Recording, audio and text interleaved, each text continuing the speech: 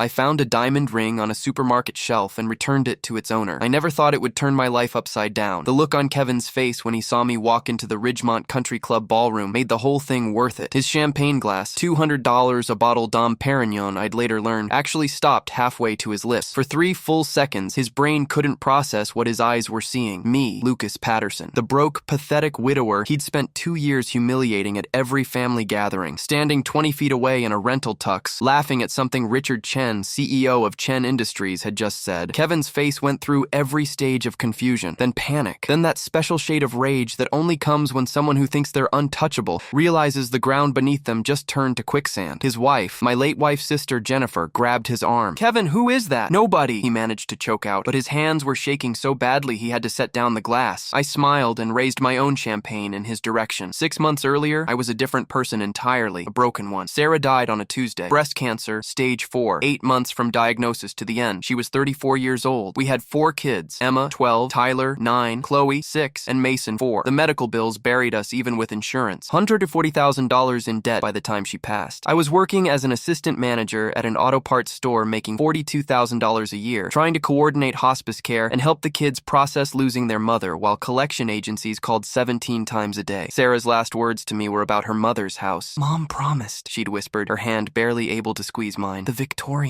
She promised it would go to the kids. 4 bedrooms, Lucas. Room for everyone. Promise me you'll make sure." I promised. Sarah's mother, Helen, had mid-stage dementia by then. Still lucid sometimes, confused others. She lived in that house. A gorgeous 1890s Victorian in the historic district worth $340,000 easy, and had told us for years it would be the kids' inheritance. Emma had even picked out which bedroom would be hers. Then Kevin happened. Kevin married Jennifer 3 months after Sarah's funeral. He was a regional sales director at Chen Industries making $180,000 a year, drove a BMW 7 Series, belonged to Ridgemont Country Club. Everything about him screamed success, and everything about me screamed failure. "The first family dinner after their wedding," Kevin started. "Still shopping at Dollar Mart, Lucas?" he said, loud enough for the whole table to hear. "I mean, I get it, money's tight, but man, those off-brand cereals, your kids deserve better than that." Emma stared down at her spaghetti. Tyler's ears turned red. Jennifer giggled behind her wine glass. "We're doing fine," I said quietly. "Are you, though?" Kevin leaned back in his chair, expansive, generous with his contempt. "Because Jennifer mentioned Emma's still wearing shoes from 2 years ago. Growing kids, Lucas. Real men figure out how to provide." I gripped my fork so hard my knuckles went white. Helen sat at the head of the table, smiling vaguely at nothing. That was October. By December, Kevin had convinced Helen to sign a new deed transferring the house to him and Jennifer. Dementia makes you vulnerable to people you trust, and Kevin could be very charming when he wanted something. I found out at Helen's funeral in February. "Sad about Grandma," Kevin said, adjusting his $400 tie. "But hey, at least someone responsible is getting the house now. That 4-bedroom Victorian, $340,000 in this market. Jennifer and I are moving in next month." My brain couldn't process it. "What?" "Grandma changed her mind. Signed a new deed 3 months ago. Said she wanted it to go to someone who'd actually take care of it, not someone drowning in medical debt who can't even afford his electric bill." Sarah. Sarah was her daughter. "She promised." "Yeah, well," Kevin shrugged. "Too bad Grandma changed her mind about your brats." Jennifer stood beside him, not meeting my eyes. I couldn't afford a lawyer. Couldn't afford anything. The signature looked real enough on the deed. Helen's shaky handwriting, witnessed and notarized. Fighting it would cost $15,000 minimum, maybe $30,000 if it went to trial. Money I'd never have. By March, they'd moved in. Kevin posted photos on Facebook, him grilling on the back patio, Jennifer redecorating Emma's bedroom into a home gym. The kids stopped asking when we'd visit Grandma's house. I picked up a second job driving for DoorDash on weekends. 80-hour weeks became my normal. Emma's prescription glasses broke in April. She'd had them since 3rd grade, and I couldn't afford the $300 for new ones. She squinted at the TV, at her homework, at me. Tyler's sneakers developed holes so big his socks got soaked every time it rained. The stack of final notices on my kitchen counter grew. Electric company, water company, car insurance, medical debt collectors. Kevin made sure to bring it up. "Hey, Lucas, saw your Civic's registration is expired. Careful with that. Cops love pulling over broke people." "Oh wait, you probably can't afford the renewal fee, can you?" "Real talk though, when was the last time Tyler had a haircut? Kid looks homeless. Jennifer and I are thinking about getting a pool for the house. You know, the house your kids were supposed to inherit? Gonna be nice this summer. Every single family gathering," his wife would giggle. "The other relatives would look away uncomfortably, and I'd sit there taking it, because what choice did I have?" The worst part was knowing he was right. I was failing my kids. I couldn't provide. I was drowning, and no amount of working harder was going to save me. That Tuesday in May started like any other grinding, exhausting day. I finished my shift at the auto parts store at 4 p.m., drove straight to the Safeway on Elm Street to grab milk and bread before my DoorDash shift started at 6 Gala. Emma needed milk for her cereal. We were out. I had $8.47 in my checking account until Friday's paycheck. The milk was $3.89, bread $2.20. 29. I could afford both if I skipped getting gas until tomorrow. I was standing in the produce section, phone calculator open, trying to figure out if I could maybe afford peanut butter too, when I saw it. Between the Granny Smith apples and the organic kale nobody in this neighborhood could afford. A diamond ring, massive, platinum band, intricate filigree setting, and a center stone that caught the fluorescent lights and threw rainbows across the apple display. At least 2 carats, maybe 3. The kind of ring you see in jewelry store windows under armed guard. I stood there, grocery basket in hand, staring at it. My brain did the math automatically. $15,000, maybe $18,000. Enough to pay off Emma's glasses and Tyler's shoes and 3 months of overdue bills. Enough to breathe for the first time in 2 years. I looked around. The produce section was empty. Just me and the late afternoon shoppers in distant aisles. Nobody had seen it yet. My hand actually started reaching for it. I thought about Emma squinting at the whiteboard in class. Tyler's socks soaked through again this morning because I still hadn't replaced those shoes. The disconnection notice from the electric company giving me 72 hours. Mason asking why we never had the good goldfish crackers anymore. The cheese ones, just the plain ones from Dollar Mart. $15,000. I could take it, walk away, sell it to some pawn shop 3 towns over. Nobody would ever know. My fingers were 6 inches from the ring when I heard it, crying. An elderly woman rushing down the aisle, her face red and streaked with tears, hands pressed to her mouth. My ring, she was sobbing. Please, my husband's ring. Has anyone seen? She looked right at me. I handed it to her. The sound she made, this broken, relieved gasp, I'll hear it for the rest of my life. She grabbed both my hands in hers, shaking, tears streaming down her face. You have no idea. You have no idea what this means. My husband, he died 3 months ago. 52 years of marriage. 52 years. I never take this off. Never. I was reaching for the apples and it must have slipped off and I thought I'd lost him all over again. She was maybe 70, thin, well-dressed in that subtle way that speaks of old money. Pearl earrings, Hermes scarf. I'm so sorry, she kept saying. I'm sorry for crying like this. It's okay, I said. My voice sounded hollow. What's your name? Please, I need to thank you properly. My son, he'll want to. It's really fine. I'm just glad you found it. But she insisted. Made me write my number down on the back of a grocery receipt. Told me her name was Margaret Chen, that she lived in Ashford Heights, the neighborhood where houses started at $1 million. I gave her my number because she wouldn't let me leave without it. Then I bought my milk and discount bread with my last 618 and drove home, trying very hard not to think about what I could have done with $15,000. Tyler's shoes were still wet when he got home from school. 2 days later, Thursday afternoon, I was replacing a serpentine belt on a Honda Accord when my manager stuck his head into the shop. Lucas, there's some guy out front asking for you. Says it's personal. I wiped my hands on my work pants and headed to the front desk, expecting maybe a collection agency serving papers. Instead, there was a black Mercedes S-Class parked in our lot, showroom new, the kind of car that cost more than I'd make in 3 years. A man stepped out, 50s fit, wearing a suit that probably cost $3,000. Everything about him radiated success and confidence and power. All the things I used to have before cancer bills and funeral costs and raising 4 kids alone broke me into pieces. Lucas Patterson? That's me. I'm Richard Chen. He extended his hand. His watch was a Patek Philippe. I recognized it because Kevin had shown me a picture of one once, bragging about saving up. My mother hasn't stopped talking about you for 2 days. I shook his hand, confused. The ring at Safeway. Margaret Chen. My mother. Oh, how is she? Grateful, overwhelmed. She wanted to thank you in person, but I told her I'd handle it because he pulled a thick envelope from his jacket. In a world where most people would have pocketed that ring without blinking, you didn't even hesitate. He handed me the envelope. I opened it. Inside was a check for $50,000. I actually laughed. Thought it was fake. A prank. Something. I can't. This is... My mother insisted. And listen, Lucas. Richard pulled out a business card, pressed it into my hand. If you ever need anything at all, you call me directly. My personal cell is on the back. I looked at the card. Richard Chen, Chief Executive Officer, Chen Industries. My brain made the connection immediately. Chen Industries. The same Chen Industries where Kevin Patterson worked as regional sales director, where he made $180,000 a year and bragged about his annual bonus at every family dinner, where he'd just gotten promoted to vice president of Eastern Sales 3 weeks ago. The universe had just handed me a weapon. Richard was already walking back to his Mercedes when I called out. Mr. Chen? He turned. Actually, I said, my hands shaking as I held that check. There is something. Can I buy you coffee? I need to tell you about someone who works for you. We met the next day at a Starbucks in the business district. Richard ordered a black coffee. I got water. I told him everything. About Sarah, about Helen's dementia, about Kevin convincing a dying woman with stage 4 Alzheimer's to sign over a house she'd promised to her grandchildren. About the timeline. Kevin married Jennifer in October. Helen's dementia diagnosis came in August. The new deed was dated December 4th, right between her good days and bad days. Helen died February 18th, I said. Kevin told me about the house at her funeral. The signature looked legitimate, but I can't afford a handwriting expert, can't afford a lawyer, can't afford to fight a fraud case that might cost $30,000. Richard hadn't touched his coffee. I pulled out my phone, showed him the texts I'd saved. Kevin's messages after Helen's funeral. Too bad grandma loved us more than your broke ass. Your kids can come visit their inheritance anytime. We'll give them a tour of what they'll never have. Maybe if you'd been a better husband, Sarah would have lived. Ever think about that? I showed him the Facebook posts. Kevin grilling at the house, Jennifer's home gym and Emma's old room. The caption, "Blessed with this beautiful home. Send me everything," Richard said quietly. "Every document you have. The original promise from Helen if you have it in writing. Any texts, emails, photos, medical records showing her dementia timeline if you can get them. What are you gonna do?" "I'm going to make a few calls." He stood up. "Lucas, I need you to understand something. I built Chen Industries on integrity, on doing right by people. When my mother told me what you did, returning that ring when you were desperate, it reminded me why those values matter. But when you told me about Kevin," his jaw tightened, "I don't keep employees who prey on the vulnerable." The next week moved like a fever dream. I cashed the check, paid off the electric bill, the water bill, 3 months of car insurance, took Emma to get new glasses, $340 for the frames she wanted, the ones that didn't scream Medicaid poverty, bought Tyler new Nike sneakers that fit, that didn't have holes, that made him smile for the first time in months. I had $46,000 left. I didn't touch it, because Richard called me with a plan. "Chen Industries' annual charity gala is June 14th, he said. "Black tie mandatory, $500 plates, required attendance for all executives and VPs. Kevin will be there, okay? I want you there too, as my personal guest." "I don't understand." "You will." His voice was cold in a way that made my spine straighten. "Just rent a tux. I'll handle everything else." I started to ask questions, but he cut me off. "Oh, and Lucas, my legal team finished reviewing the documents you sent, Dr. Patricia Morrison, Helen's neurologist at Mercy General, confirmed Helen was clinically incompetent to make legal decisions after November 15th. The deed Kevin had her sign was dated December 4th, 19 days after her doctor said she couldn't understand what she was signing." My heart stopped. "The notary who witnessed it? Nancy Foster, Kevin's administrative assistant at Chen Industries. She's been very cooperative with our investigation. Says Kevin told her it was a routine family document. Didn't realize she'd helped him commit fraud." "Is that enough?" "Enough to void the deed, return the house to Sarah's estate, which means your kids, and potentially pursue criminal charges. My attorney, James Bradford from Morrison & Associates, is filing the motion Monday morning." I sat down hard on my couch. "Kevin doesn't know any of this yet," Richard continued. "I haven't told him he's under investigation. I want him at that gala. I want him comfortable, and I want him to see you there, standing next to me, before his world ends." June 14th arrived. I picked up the rental tux that afternoon. Basic black, nothing fancy, but it fit. Made me look like someone other than the broke widower in Dollar Mart jeans. Emma helped me with the bow tie. She had to look up a YouTube tutorial. "You look handsome, Dad," she said softly. She was wearing her new glasses, and I could see her eyes clearly for the first time in months. "You think so?" "Yeah. Like when you and Mom got married." She hugged me. "I don't know what you're doing tonight, but I think it's going to be good." Smart kid. The Ridgemont Country Club sat on 15 acres of perfect lawns and artificial lakes. The gala was in the grand ballroom. Chandeliers, marble floors, string quartet playing in the corner. The kind of place people like Kevin belonged and people like me didn't. Richard met me at the entrance, already in his tux, looking every inch the CEO of a Fortune 500 company. "Ready?" "I think so." "Don't be. This is going to feel surreal." He handed me a champagne glass from a passing server. "Kevin arrived 20 minutes ago. He's at table 7 with Jennifer and the other VPs. Just act natural. Enjoy yourself. This is your night." We walked into the ballroom together, Richard's hand on my shoulder like I was a respected colleague. That's when Kevin saw me. His face. God, his face. It cycled through confusion, then disbelief, then panic, then this beautiful crystalline fury that told me he knew something was very wrong but couldn't figure out what. I raised my glass to him. His wife grabbed his arm. "Kevin, who is that?" "Nobody," he said, but his voice cracked. We walked right past his table. I heard him whisper to Jennifer, "What the fuck is Lucas doing here?" Richard guided me to table 1, the VIP table, where the mayor sat, where the hospital board president sat, where Ridgemont's power players made their deals over filet mignon. Kevin watched from table 7, his champagne shaking in his hand. Dinner was served. Prime rib, Chilean sea bass, wines I couldn't pronounce. I barely tasted any of it. My heart was hammering so hard I thought the whole ballroom could hear it. Richard kept making conversation with the mayor, introducing me as a friend with remarkable character. Every few minutes, I'd glance over at table 7. Kevin was unraveling, his face red, his jaw clenched, one hand gripping the tablecloth so hard his knuckles were white. Jennifer kept trying to whisper to him, but he wasn't listening. He was staring at me like I was a ghost who'd crawled out of his past to haunt him. Around 8:30, Richard stood up. The room quieted instantly. 500 people in designer gowns and custom suits, all turning to face the stage. "Good evening, everyone." Richard's voice filled the ballroom, amplified by speakers. "Thank you for being here tonight. Chen Industries raised $2.4 million for children's cancer research this year, and that's because of your generosity." Applause. I clapped mechanically. "But tonight isn't just about writing checks," Richard continued. "It's about integrity, about doing the right thing when no one's watching, about character." Kevin had gone very still. 2 weeks ago, I witnessed something that reminded me why we do what we do. Richard gestured toward me. "Lucas Patterson, could you join me?" Every head turned. I walked up to the stage on legs that didn't feel like mine. Richard put his hand on my shoulder, faced the crowd. "This is Lucas Patterson. 2 weeks ago, Lucas found my mother's $18,000 engagement ring at a grocery store. He desperately needed money. He's a single father of 4, works 2 jobs, could barely afford groceries that day. But when my mother came looking for her ring, Lucas didn't hesitate. He handed it right back to her. The room was dead silent. That's character, Richard said. That's integrity. Doing the right thing when you're desperate, when no one would blame you for taking the easy path. Kevin's face had drained of all color. Unlike some people in this room, Richard's voice went cold. His eyes locked directly on Kevin, who manipulate dying relatives with dementia to steal $340,000 houses from grieving children, Jennifer gasped. Kevin Patterson, Richard's voice boomed through the ballroom. My legal team has spent the last 2 weeks investigating your fraud case, the timeline of Helen Morrison's dementia diagnosis, the signature analysis on that deed, the testimony from your administrative assistant that you pressured her to notarize a document for a woman who was clinically incompetent. Kevin stood up, trembling. You can't.